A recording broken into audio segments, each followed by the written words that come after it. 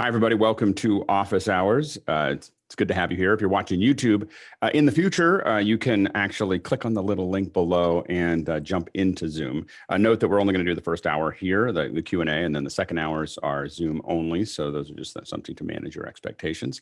If you're here for the first time as a Zoom participant, now, welcome. It's good to have you here. Let me show you around a little bit. You're probably in the attendee area. The difference between the attendees and the panelists is that they came in early. And so the panelists get here. We open the doors at about 6 o'clock in the morning, and the panelists come in. We talk about all kinds of things. We talk about, we have technical conversations. We talk about how the show's going. We talk about sometimes tractors. There's a lot of things that get discussed in the morning. So that goes between 6 and 6:30. At about 6:30, we put out the Discord link. The Discord link is where about 500 of us are continuing to talk about this stuff offline. So you can go there, and if you want to keep talking about this between shows, Discord is where you want to go. You got to be here at 6:30. Between 6:30 and 6:40 is when we're going to put out the Discord link. By the time I announce it right here, it's already over. So the Discord link has been distributed and it has expired. So you have to come back another day for that. And then if before 6:40 you have your Zoom hand up, your digital Zoom hand up, then we'll bring you in. And then we start mic checks at about 6:40. And the thing to know is that, some people are looking at it, you're going to be watching this and you're thinking, I know more than those guys. Those guys, that was not the right answer. I could have done better. Well, then come join. But you got to be here by 6:40, but we'd love to have you. So come join the panel and be part of the Brain Trust. Just be here by 6:40. Once we start, if you get here and we're already doing our mic checks, then we're done. There's nothing. So you don't need to raise your digital hand anymore. We're not going to call on you. We're not going to bring you into the panel. You just have to come another day. So we do the mic checks again at about 6:40. Between 6:40 and 6:45, but once we start, we lock the panel, and then we get started. 7 o'clock to 8 o'clock is Q&A. You'll notice that there's a question and answer section here. If you're an attendee, panelists ask your questions before you get here because it's too late once you're in. But if you're an attendee, the second hour or the first hour, 7 to 8, is all about those questions and answers. So what you want to do is ask a question. Make sure that it's 5 lines or less, one question per post, and it's not a comment. Those things can oftentimes, not always, but 99% of the time, we're just going to dismiss anything that's too long, has multiple questions, or is not a question. If you have things that are not a question, there's a chat area down there that you can talk amongst yourselves. So feel free to use that. But it's really all about that.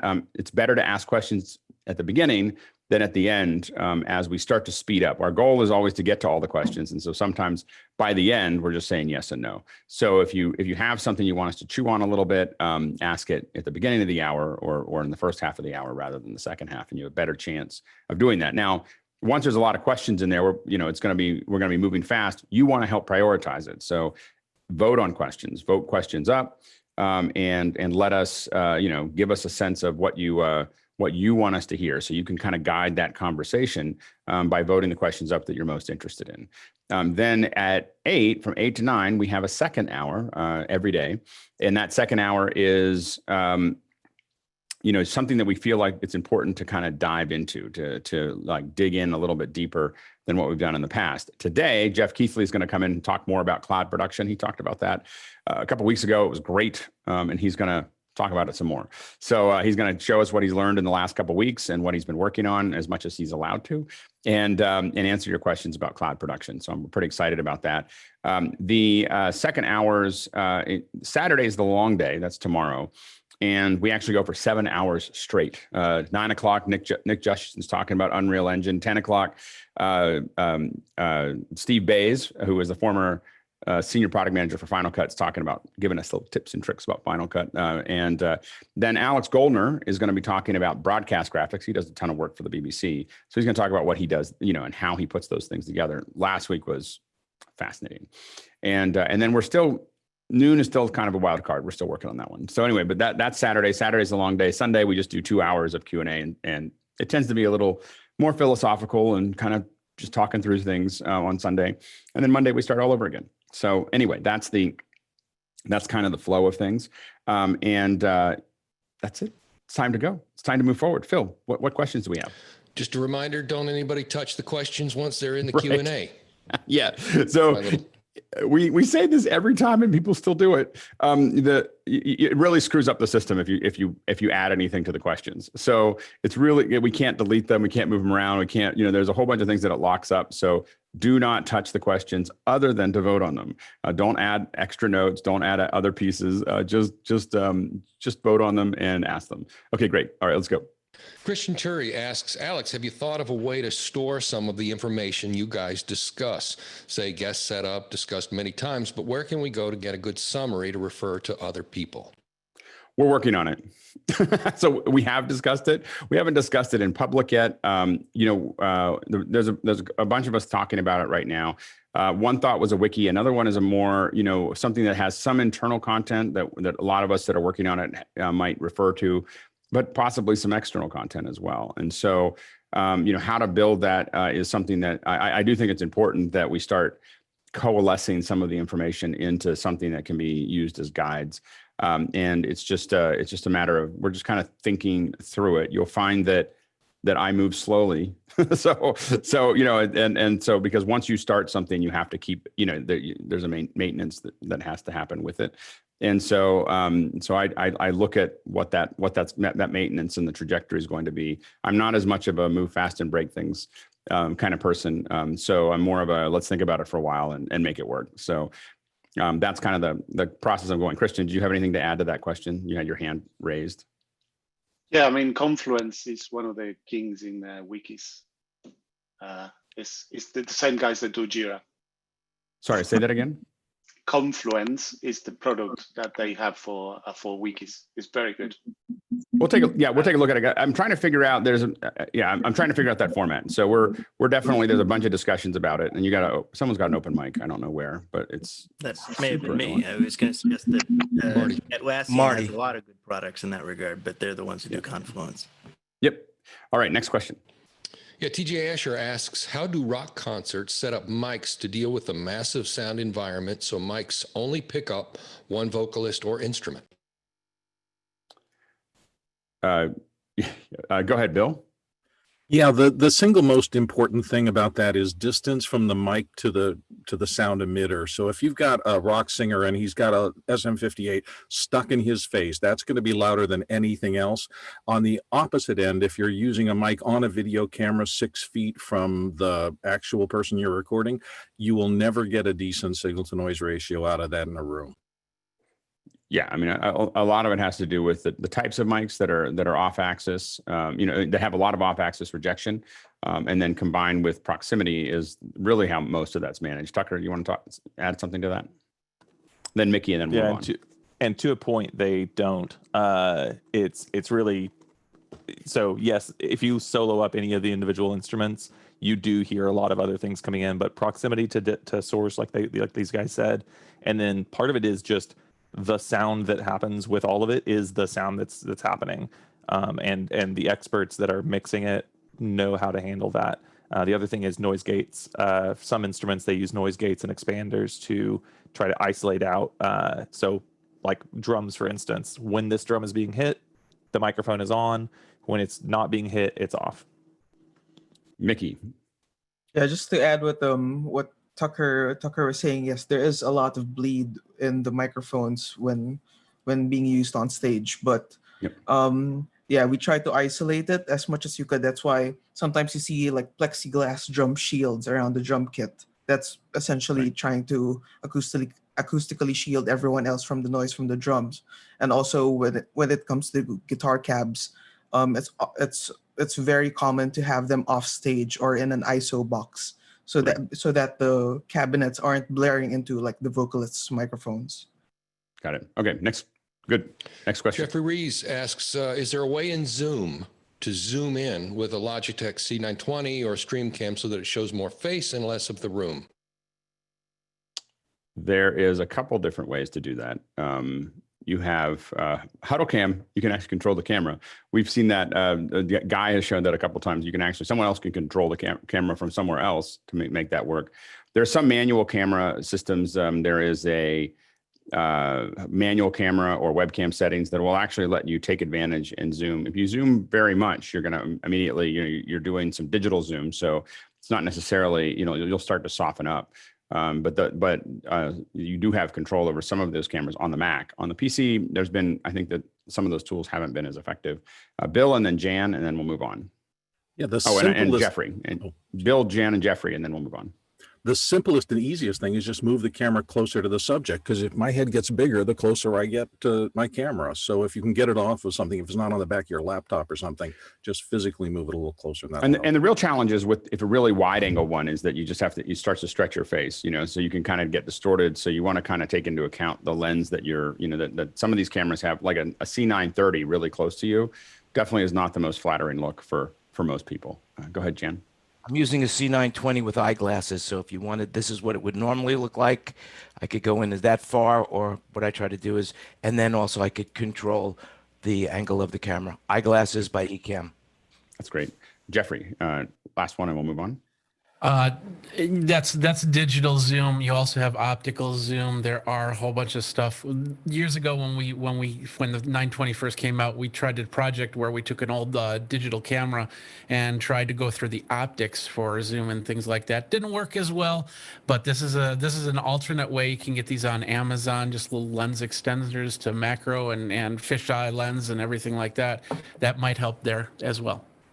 That's great. Yeah, and there's a lot of things we can get away with in Zoom as far as digital zooming, because right now the resolution's low. Where we really see that fall down is when we get something with WebRTC or Skype where you have a real 1080p signal. Then you start using digital zooms on the cameras, things start to soften up really fast. Next question.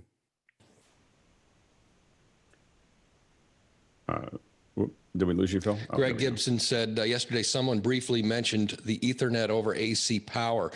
Is that a viable alternative to Wi-Fi to bring in remote callers? What are the pros and cons? Mike. It won't work over a long distance. It will not work across phases. Electric grid.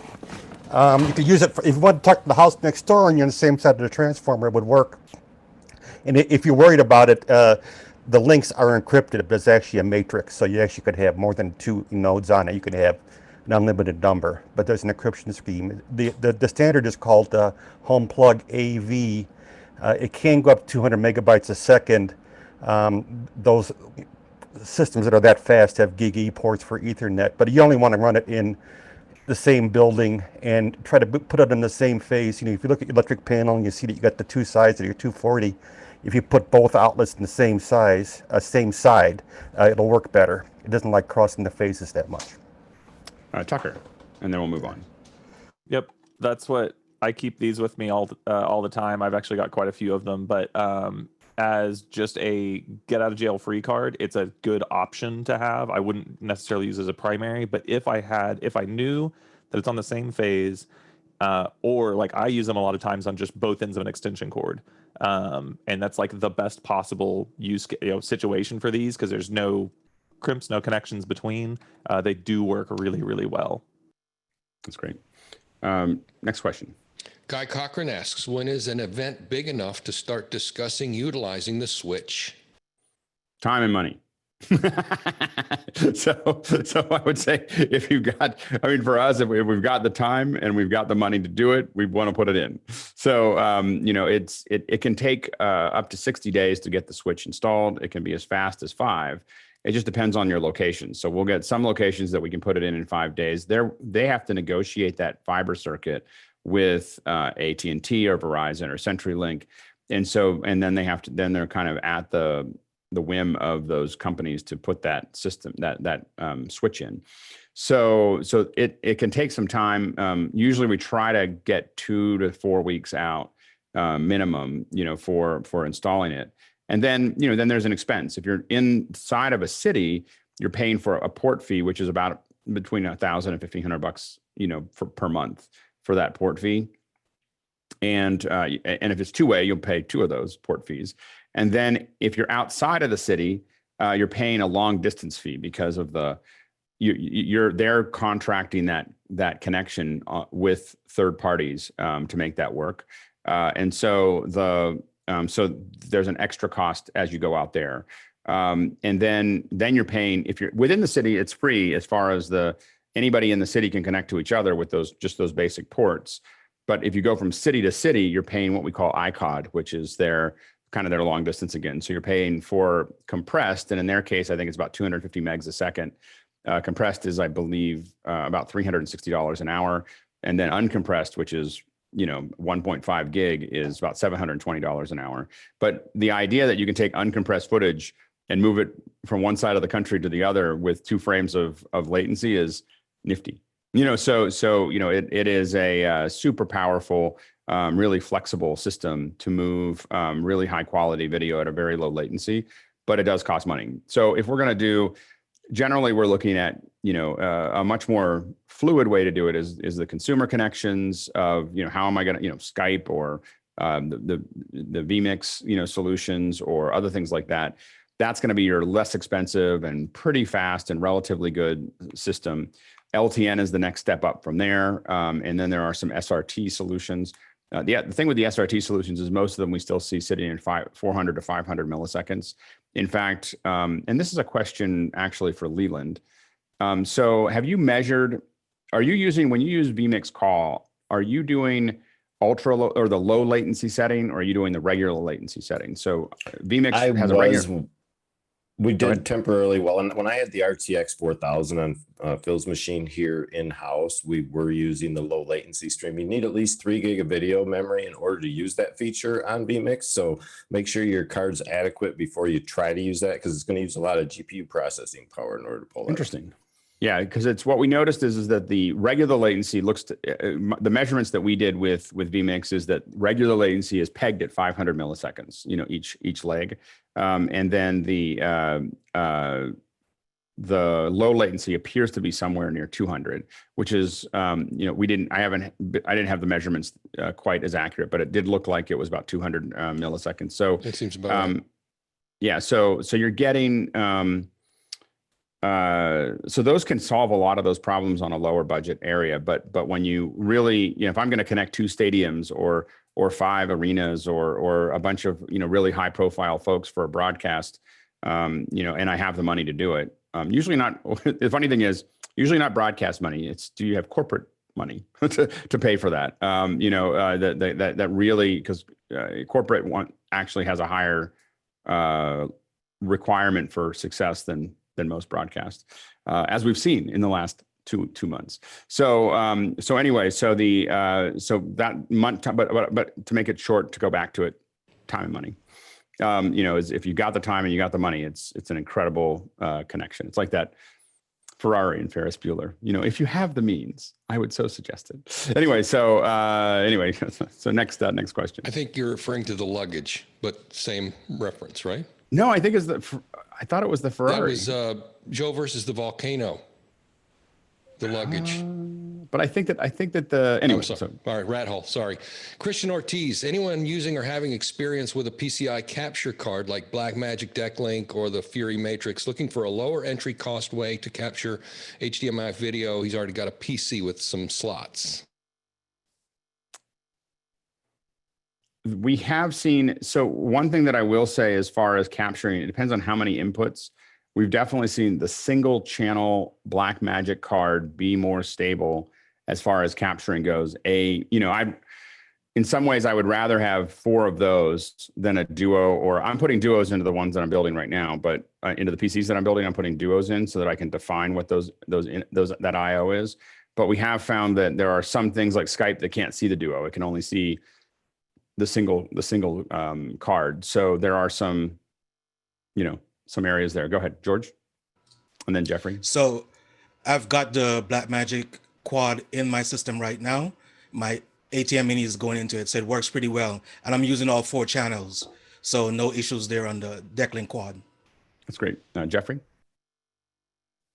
Yeah, I've had no problems with the Blackmagic. I actually am using the Magewell Pro Capture HDMI, which is a really nice card. It does 4, and you can see it with Skype. You can see it with many other systems. Definitely. That's great. Fantastic. Next question. Research department. Oh, sorry, Yeshai. Sorry, Yeshai. One more. Go ahead. Elgato have a solution for PCI HD60 Pro. Just go to the Elgato website, look under capture cards, and see if that's gonna fit the bill. That's great. Next question. The research department let us know we're both right on the movie references, so we're good on that. A. Mitchell. I know you can get the job, but can you do the job? I know That's you good. can. That's Sorry. a good one. Love that one. Get yourself in a frame. Yeah. Does anyone have a good reference for wireless mic latency? How about acceptable levels of general audio latency? So audio might, yeah, go ahead, MJ. Yeah, so Sure's kind of led the way with digital wireless, and ULXD was kind of their first foray into it. That's right around 2.9 milliseconds for just between transmitter and receiver.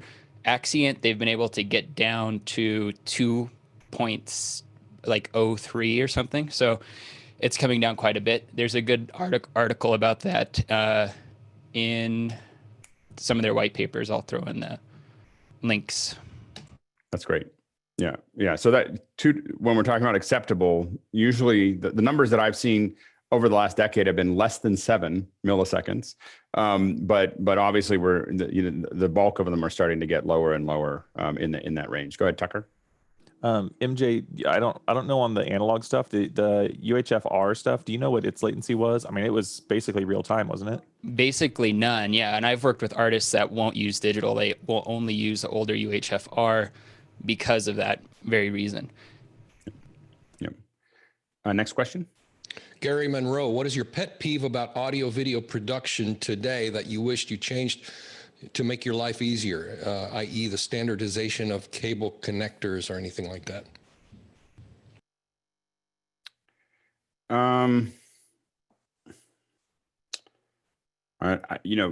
I have lots of pet peeves. I'm just trying to figure out which ones are appropriate for this. Bill, go ahead. I'll come up with it. For me, it's the generation, use, and leveraging of metadata from the field into there. If people would just wrap their heads around this idea of being able to, in the field, tag useful stuff, bring that into the edit suite. I've watched people use Lumberjack, and it cuts hours, sometimes days off of pre-production to get to the point where the editor can efficiently and successfully get your stuff into a form that you can be used. It's incredibly powerful. Yishai? Absolutely agree with Bill Davis. Metadata, that's where everything starts. The next thing is to try to get sync audio, especially if you do a bunch of camera, because that's a big time saver if you have a bunch of camera running and you need to match them and try to get things working correctly. I think my largest pet peeves, not necessarily solvable pet peeves, but my largest pet peeves that exist in production. Number one is wall words. Like the fact that that why can't we all just agree on a couple? Like when the EU is talking about getting one connector for all phones, I'm like, that's great, but I would just like to have 5 connectors for production, not 600 different connectors that are available for production. That this one's compatible, but not with this and not that. This one, does this, and then the other connected to that is labels. So that it should be a law, in my opinion, that they should have to label the wall word with the device that it came with. Now, I try to do that as soon as I get it, I try to put a sticker on the side of it because otherwise I'll forget. And you're just constantly trying to figure that out. That and I think that just we want to have standards move slowly, but it's frustrating when we have things just going wild. Like we get into this thing with, it's not something that I understand that it's happening, but like things like audio, like Maddie versus Dante versus all these other things, you just wish everyone would just get along. It's not so much that I understand why everyone's doing their own, but it's always like, ugh. And then finally, I would say open APIs of letting us control the devices the way we want. The number one reason we use Blackmagic hardware is because even if I'm not using it today, I know that I can write to it. And that means that, and we've done so many cool things for clients because we know how to program, and do something special, build a special box that does a special thing, and simply utilize the Blackmagic API. So everything that doesn't have an API, I kind of look at it like, well, that'll be cute. It's not, I can use it for what it's designed for, but I can't really be creative. Go ahead, Yishai. And then we'll move on. One more thing really critical to understand is the workflow and the video codec. Basically understand what's your final destination and match the video codec that you're going to record into the hardware you have, the time you have, because you can be killing yourself with getting the wrong codec and trying to edit this and decode, encode.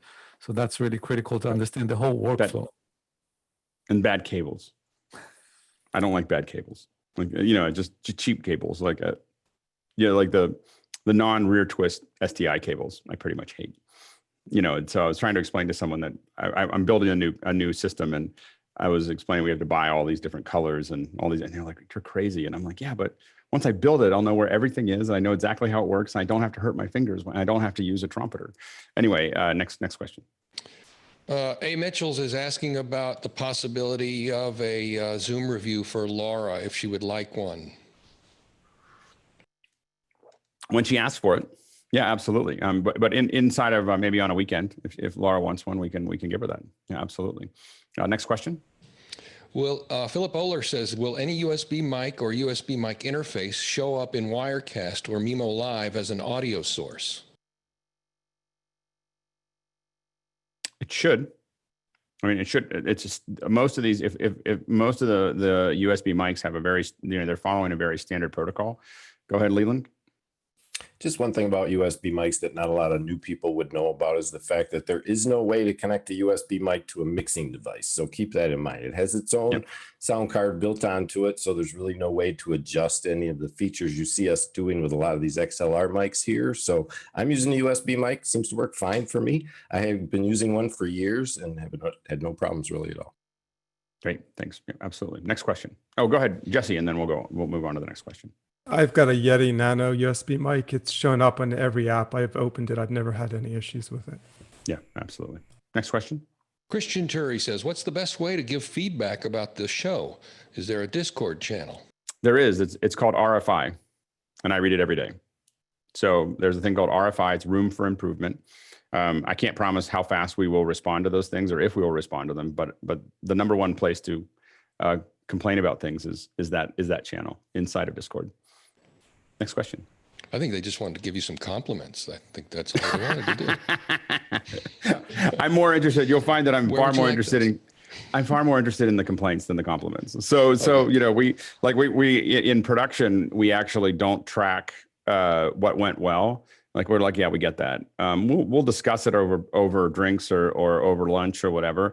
What we track, what people post, put into documents all the time is what didn't work, because that's what we're trying to refine. And it's a never ending, you can't fix everything all the time or even fast, but you're constantly being conscious to it. And as you see things continually come up, you work on it. Anyway, next question. Gabriel Ing says, I have a MixPre 2 that has a timecode generator. Would you use timecode instead of audio sync and sacrifice audio inputs into the cam? The apps to sync are expensive, and using Resolve adds additional steps to export to Final Cut Pro.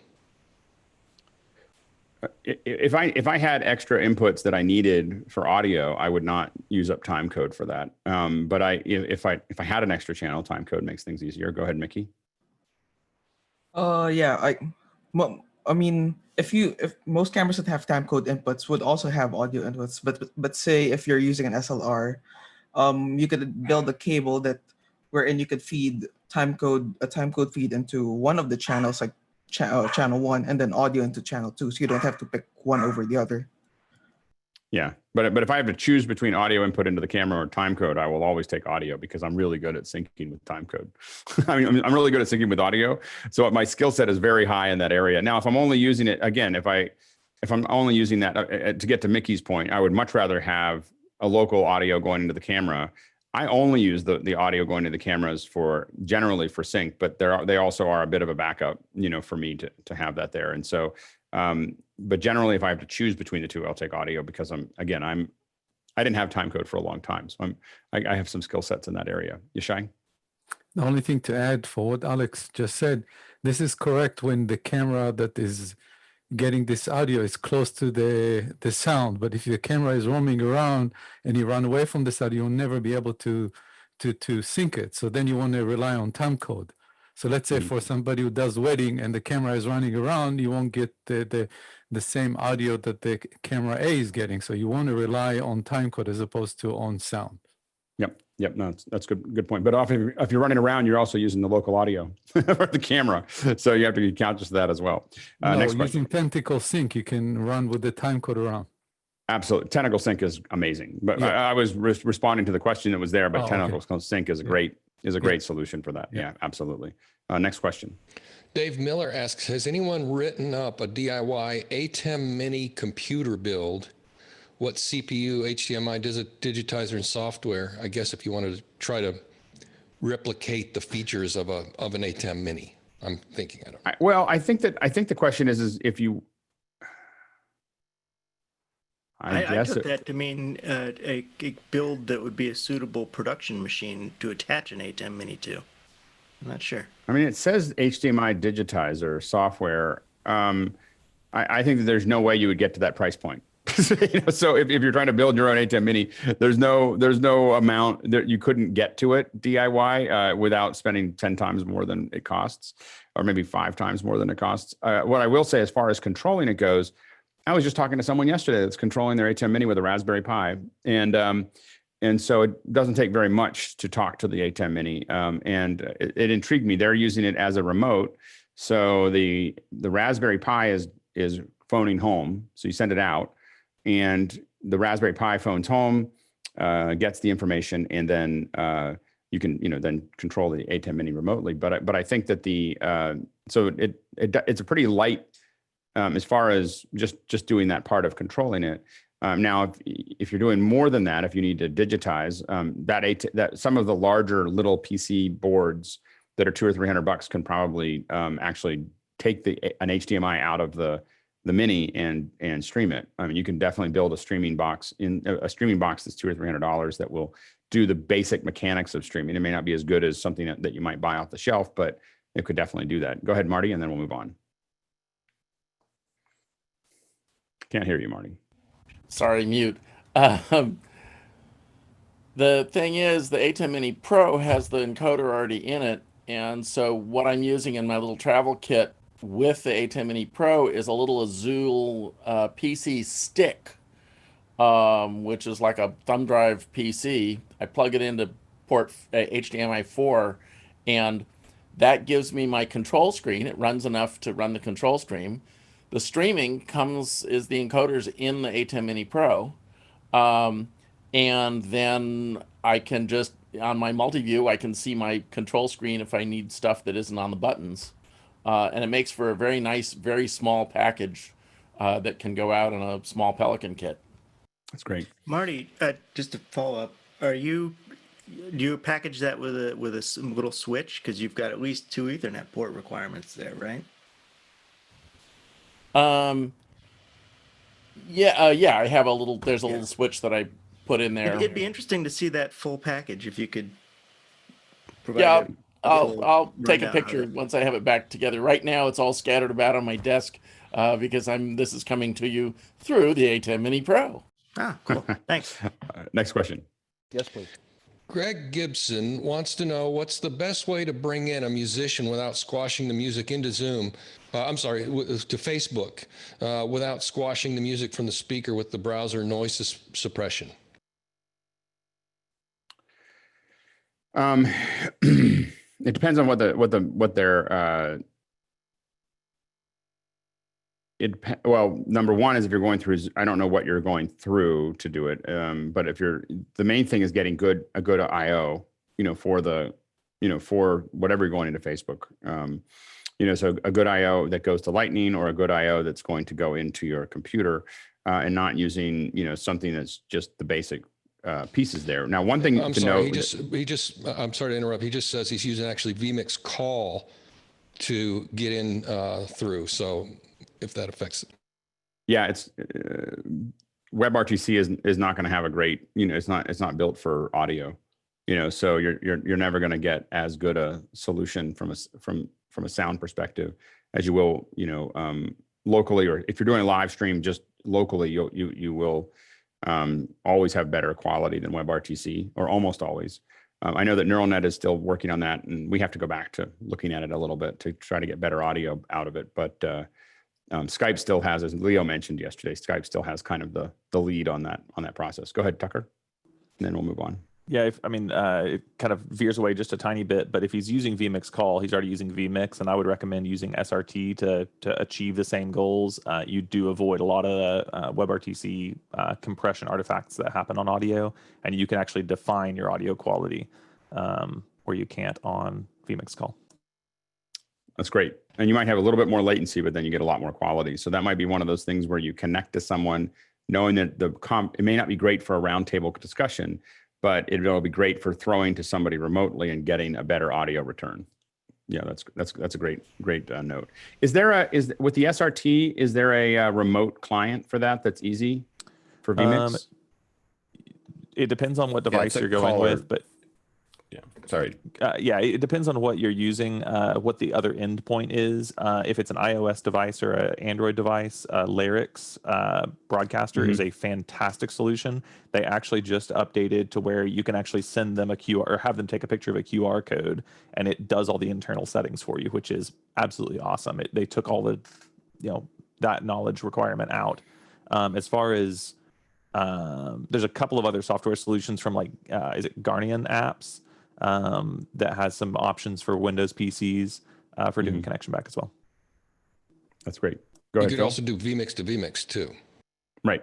No, but if you're trying to bring in the question really there is, are you trying to go into are you trying to go into that? That's the that's the thing. And I'm just curious. So every once in a while, Leland goes full screen. Is he spotlighting, or Mickey, are you spotlighting? I'm spotlighting when he shows a screen scrape. Got it. Yeah, Okay. I just showed the Lyrics. It just takes over my broadcaster screen. I'm always like, I was just curious what that behavior was. Anyway, so next question. David Vessel asks, he wants to do interactive museum tours. How would you implement the remote camera, which would move from piece to piece?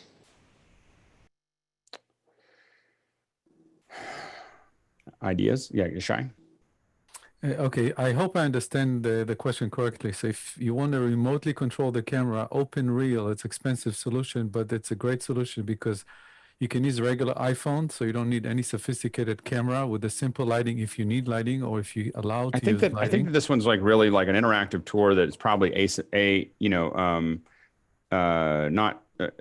don't think it's I'm not sure someone I'm there. 100% Yeah, I think it's more of a how do I go from camera to camera to camera? Tucker and then Tim and then Marty. We'll keep moving. Yeah. I don't know, Phil. I don't know if you hit that question was answered, but I'm looking for the question so I can refer to it. And I don't see it, which is a little tough. It's at the top. Is it? Okay, I'm missing it for. Oh, there. So, anyways, back to Lyrics and SRT. I mean, you do have that little bit of latency, but it's right. We're past that. So we're talking about interactive cameras. For the no. Oh, okay. Yeah, we're talking about interactive museum tours. Tim, go ahead. Yeah, I'm wondering if this is a place where a virtual presence device might be worth the investment there to actually move through the museum. Maybe. I mean, I think that the thing is that it depends on what the objects are. I think that if you are, I think that you're better off in a lot of ways thinking about how to digitize those. Not all things are going to work this way. So I'm just going to say it right out. Like, it's not all going to work with what I'm about to say, but we have done a bunch of tests in Unreal and it is Unreal and Unity where we digitize the objects, and then, whether it's a painting or whether it's a statue, you digitize the objects and then now you're talking about whether it's going through your phone or whether you're putting goggles on or whether you're going around on a computer, you're walking to each one of those things, and the reproduction can be pretty amazing. And it can let you do things that you would never be able to do in a museum, like rotate it around and look at it and, get into all the nooks and crannies. And you'd be surprised at how well you can represent something with 1.5 million polygons, and that's a phone, 1.5 million polygons on a phone. And so, if I was going to do this, I would, there are definitely items that don't work for that, but I would seriously consider, and we've talked to some museums about it, so we've been thinking about it a lot, is how do you reproduce that? The number one issue the museums have had is not so much can we do it, it's that if we do it, will people still come to the museum? Like, they see the tests and now they're not sure if people will still show up. So we haven't had complaints about, oh, this is not very good. It's mostly like this could replace coming. And my whole thing is, we'll charge charge people money for it and then make it a great experience. And then you make more money on something you don't have to have floor space for. But I think that there's an opportunity there. Colin and then Elaine, keep it quick. We're going to move pretty The quickly. Smithsonian has been doing 3D scanning of their entire stored catalog of exhibits, and they put all that online for free. Apparently, it's been very popular, very successful. But I was going to suggest a sort of halfway measure whereby you place a 360 camera in the center of each hall, take your 360 photo, and then go back in. And you don't have to, presumably we're not doing this live.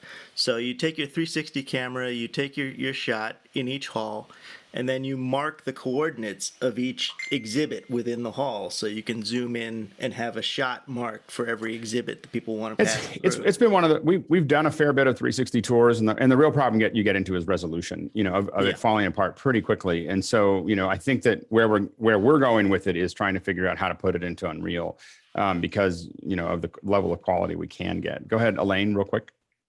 I was just waving goodbye. I have a call coming up. Sorry, I didn't want to interrupt. All right. Bye-bye. All right. See you tomorrow. All right. See you later. All right. Next question.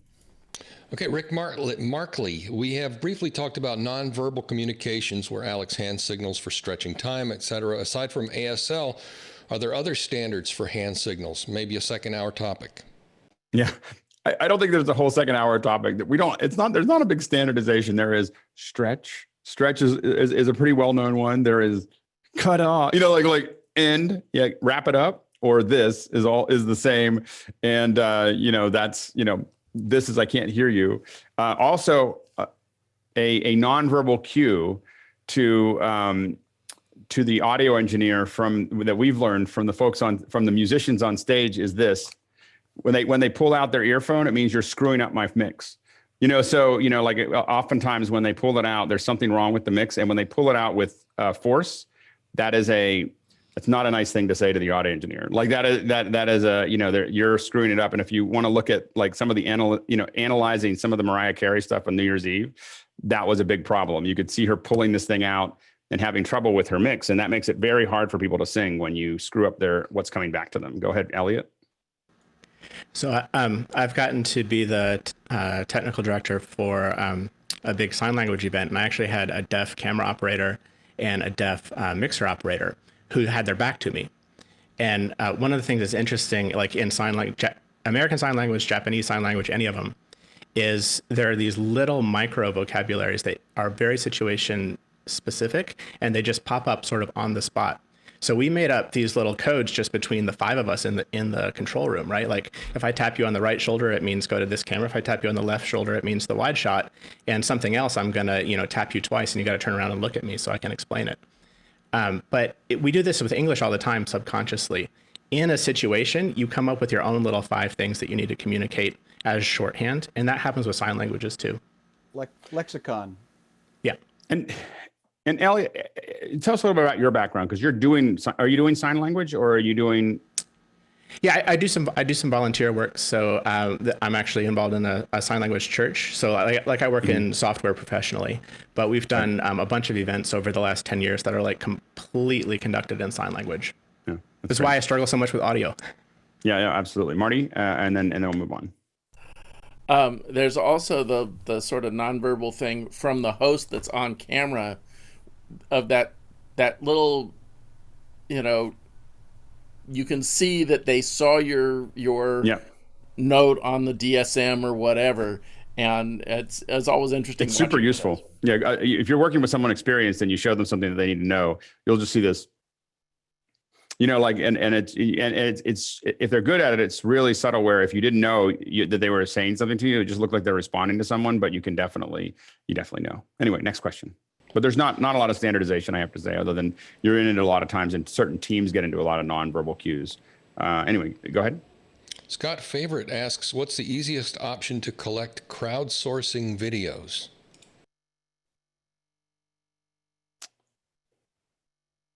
Yeah, go ahead, Garrick. We've had some experience with Dropbox file request. They have a file request feature that you can send out to people, and then they can drop videos in, and it works. That's great. I actually didn't. I mean, I've had Dropbox for a long time, and I haven't used that feature. And I was always like, I don't want to give someone access to to the folder, but that gives them, just lets them upload them. Yeah, they can't have access to it, but they can drop things in for you. What's that called again? It's Dropbox, and it's file request. They have a file request. request feature. Yeah, Dropbox. That's great. I mean, a lot of the work, the events we worked on, they just tell them to upload them to YouTube, and then we rip them out of YouTube, and then we put them into the show, which feels painful, but it's always worked. But you're right that there's not a lot of great ways to do it. But I'm going to definitely check out Dropbox. Go ahead, Tucker. It's about quickly. Is that the enterprise tier or the standard tiers of Dropbox? No, they all do it. The file request, any account can do that.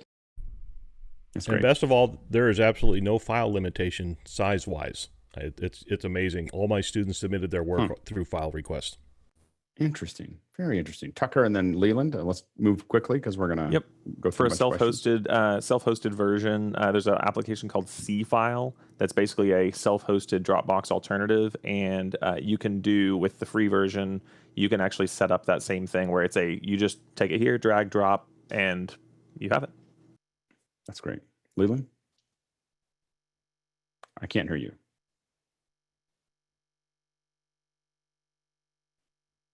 We're going to move on. Userfarm.com, links in the chat. Sorry, we just heard you. Go ahead. Go ahead. Your audio was Userfarm.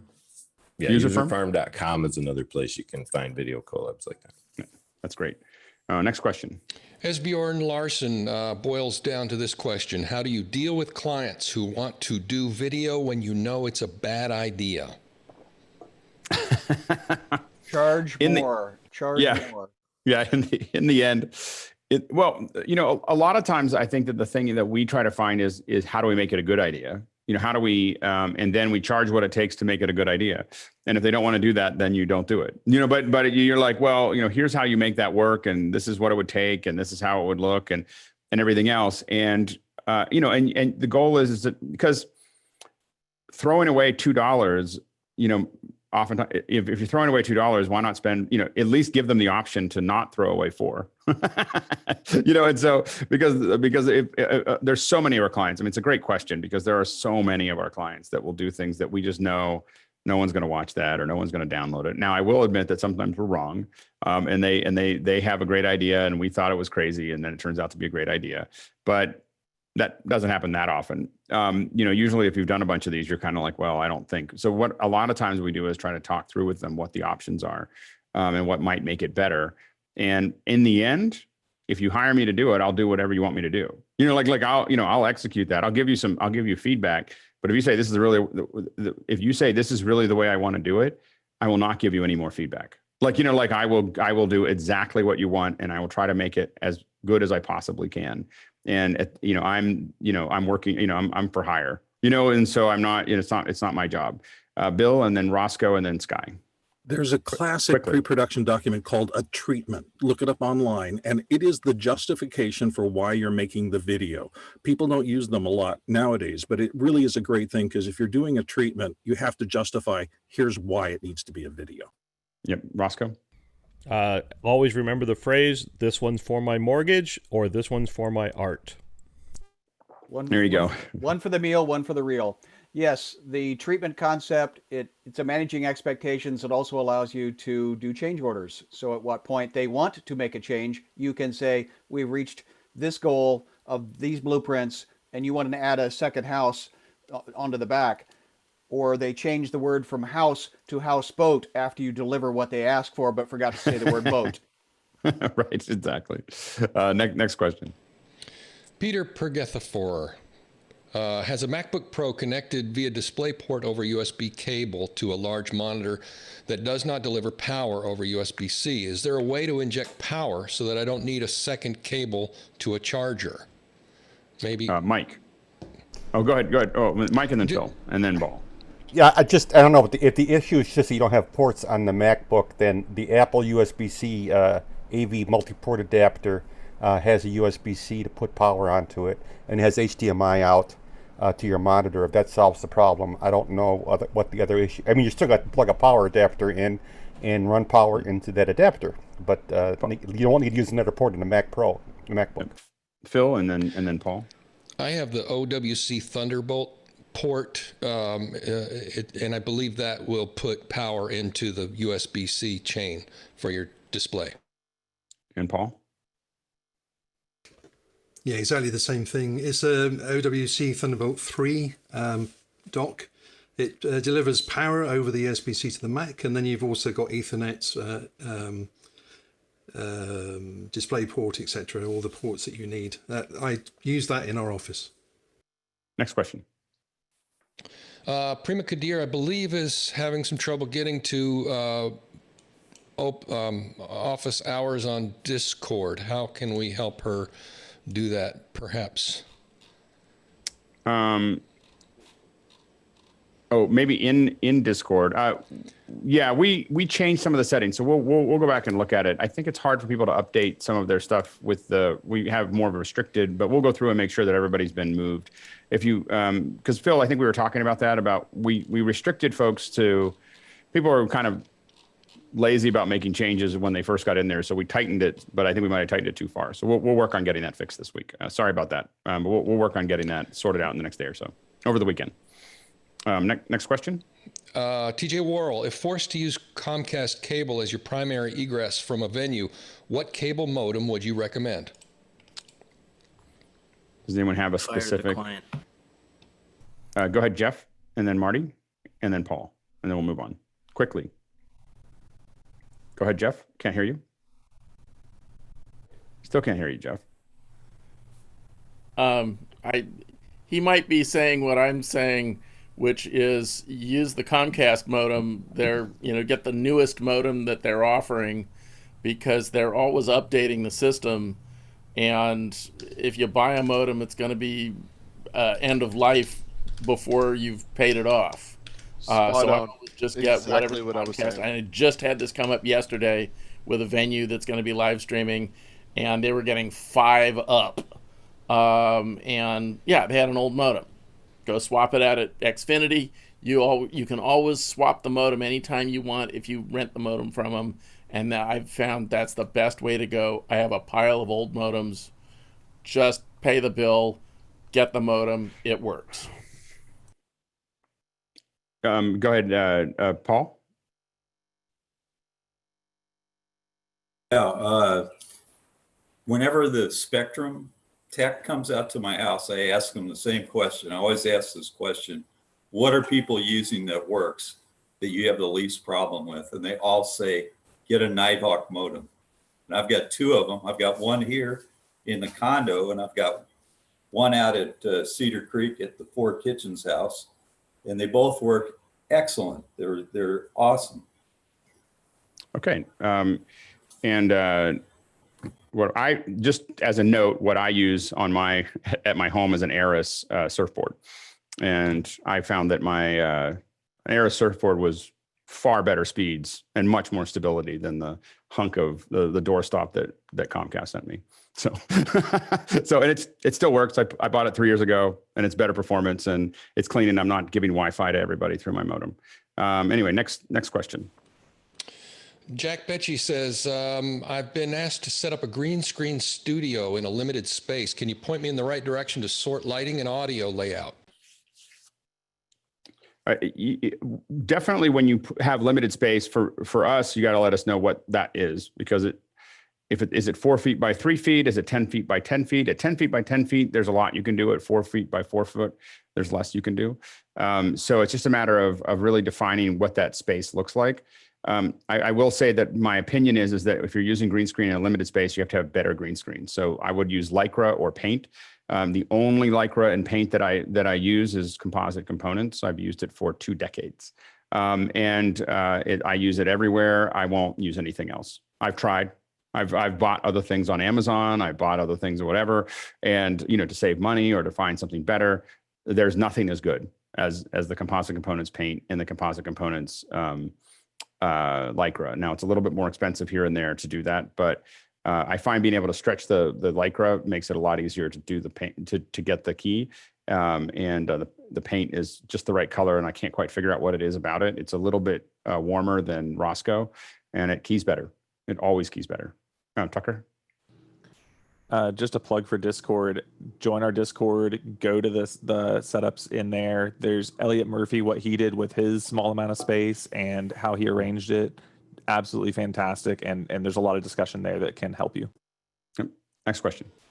Colin Sandy, any thoughts on closed captions for office hours? YouTube is okay for that hour, but would be great to caption everything in Zoom. We'll do some more research on that. I'm kind of interested in that. I think that there's some solutions within Zoom to do that. So we'll keep on. We'll work on that. Next question. Scott Sawyer, is it possible to control an ATEM Mini with an iPad over Wi-Fi? The camera and computer currently terminate in a remote AV rack to a Crestron system. I believe there is. If the ATEM Mini is on the network, you should be able, and it has an IP that a known IP. There are a ton of ATEM of apps for the iPad that you can use to control it. Guy, were you showing one of those right there? Yeah, this one's Strata. I don't have it running right now, but there's Strata Lite, Strata Pro, and yeah, you can switch cameras. You got program preview. I don't know how well you guys can see this, but it has the media players. Pretty cool app. I think this one's kind of spendy though on the Pro side, but you can do it and it works well. But and I think that Nick has been. I think his is on a Surface, but you can definitely write your own if you like it. I mean, there's an open API. It's pretty easy to to kind of build that stuff out. Next question. Tom Rowe says, what's the best way to transfer raw video assets to an editor that is remote? Simply a Dropbox solution or ship drives? Yeah, go ahead, Sky. I have worked on many a cable show that they physically give you a drive and it's a clone on it. And it was a cheap one. It was an Avid solution and the production company was in Raleigh and I'm in Seattle. The Dropbox is a thing, and I'm looking forward to Jeff's talk today about virtual editing, because that's the inevitable future, that everything is going to be looking at somebody else's machine somewhere else. Well, and I guess what I would say is that for uncompressed 4K, which is what a lot of stuff that I deal with, if you're talking about uncompressed, you're talking about big files, sending people drives. FedEx is the fastest network in the world. And also we leave the Premiere project up in Dropbox, and we all work on the same one, so we kind of cheat. Right. Just being able to link to those files. Yep, absolutely. As long as you have the same clone file. Yep. Frame.io is another great resource for that. I think you can accomplish most what you want to do with that too. It just depends on how much file. Frame.io I use all the time. Every week we're using Frame.io, and the main thing is how big the files are. It can, if you're talking about uncompressed or nearly uncompressed, you just have to have a really good connection to do that. Yeah. I mean, I've definitely worked with teams that we've got a gig, or more between each other, and then you can seamlessly work, and maybe pulling files up and down. But on a normal connection or relatively normal connection, that gets pretty heavy pretty quickly and can get expensive with the storage costs depending on how you're doing it. Totally agree. Roscoe, and we're gonna move fast. Yeah, we shoot about 30 gigabytes per class, and asking students to download that from Dropbox is just crazy. So, I mean, Dropbox just doesn't work as soon as your file size gets, at any large. Yeah, for me, the break point is about 8 gigs. I can kind of work inside of 8 gigs, and it doesn't take too long to get things up and down. Once my raw files, and that doesn't take very long to get raw files over 8 gigs, depending on what resolution you're showing. But after that, I'm trying to figure out how I'm going to get it to someone. I mean, I have done projects with 30 gigs that I'm uploading and downloading to clients, but it starts to get pretty slow. Again, at that point. I'm always talking about offline or proxy files. The masters are back at the studio. But the question here was raw assets. So that's what we're dealing with there. Yep, absolutely. And last question with 90 seconds to go. Stan Chan, trying to build a virtual set in Unreal Engine. Is there a cheaper alternative than Avid Maestro? I'm a software engineer by trade. The cheaper the cheaper way to do it is to build it yourself. There's a lot of assets out there.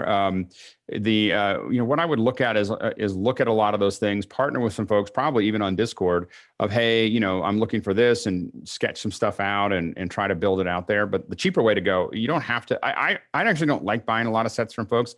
I like looking at everybody's sets, and then I take, oh, I like that, I like that, I like that, and then I start building them out. But I don't want something to look like somebody else's set, and I find most sets that other people design are fairly garish. So I think that, and I think that you can build a relatively simple set that still looks great. But I would partner with other folks. I think that there's folks, especially if you're a software engineer by trade, saying, hey, I can help you with something over here. If you can help me with something over here, while you're trying to figure stuff out. There's over 500 people in Discord. You probably find somebody who might want to play. So steal like an artist. Yeah. So, but I have lookbooks on, hundreds of sets. I love sets. And what you want to do is look at what you like, look at, exactly where you want to go with it. And then you say, oh, I'm going to take a little bit of this. I'm going to take a little bit of that. And I'm going to make it into my own. I'm going to put the client's logo up here, my logo. And you're going to see me experiment with that a fair bit over the summer as I'm going to build out, I'm going to switch my home background to a Unreal background. I just, in my copious free time between doing all of these and my day job. Anyway, so we have hit 8 o'clock. We are now going to move to virtual production, and we are bringing back Jeff Keithley, who did an amazing job a couple weeks ago. And he hasn't slowed down. Oddly enough, he just keeps doing it. It's guys like Jeff and I, it's like we were doing something that was on the outer edge and now has been pushed right into the middle of what everybody has to do. And Jeff's really and when people ask me, I think Jeff knows I've sent a couple people his direction because they're like, we're trying to figure this thing out. And I just go, oh, just talk to Jeff Keithley. Like, just go down. He'll sort that out for you. So,